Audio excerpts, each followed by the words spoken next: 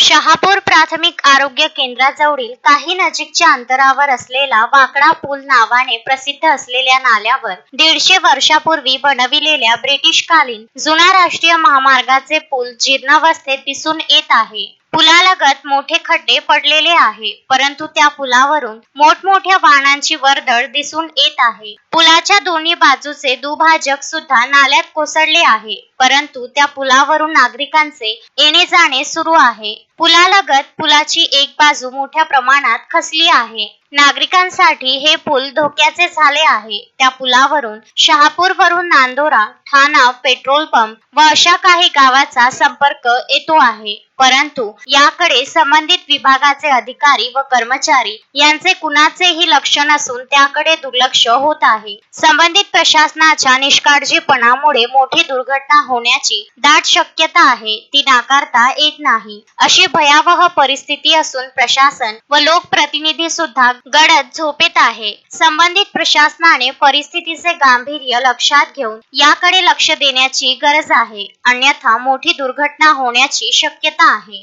Pravin भोंदे, Vidarbha news, Bhandara.